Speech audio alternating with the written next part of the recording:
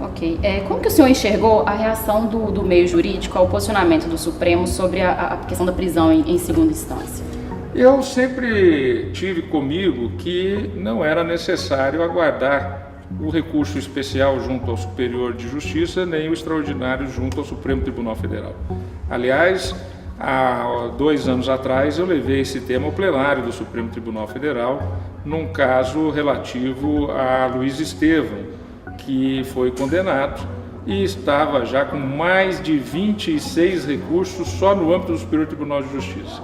Quando eu recebi o processo em meu gabinete, ele estava naquele dia, era o último dia para decidir, porque no dia seguinte já haveria a prescrição. Ou seja, se eu não tivesse tomado uma atitude drástica de entender aqueles recursos protelatórios, o que foi confirmado pelo colegiado, ele estaria solto, porque teria prescrito através deste artifício de inúmeros e inúmeros recursos.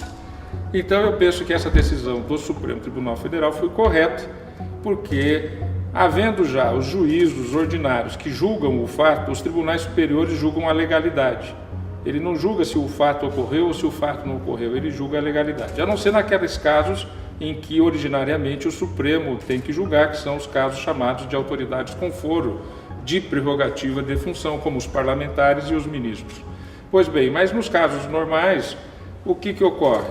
Um juiz na sua cidade, o Tribunal de Justiça, o Tribunal Regional Federal, no seu estado, na sua região, é que analisa se o fato ocorreu, se o fato não ocorreu, se houve culpa, se não houve culpa. O que os tribunais superiores decidem? Se aquilo ocorreu dentro da legalidade. E 98% dos casos, 99% dos casos, aquilo ocorreu dentro da legalidade.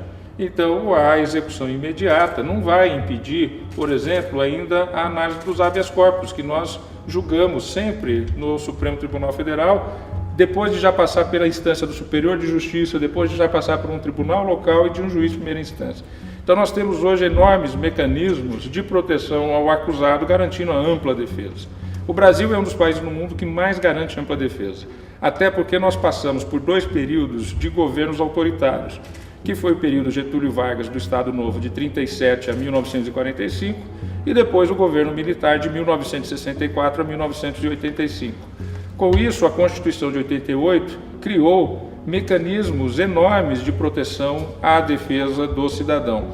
E nós temos isso e o judiciário sempre está aberto à decisão. Eu mesmo recebo em torno de 10 a 15 habeas corpus por dia em meu gabinete para análise.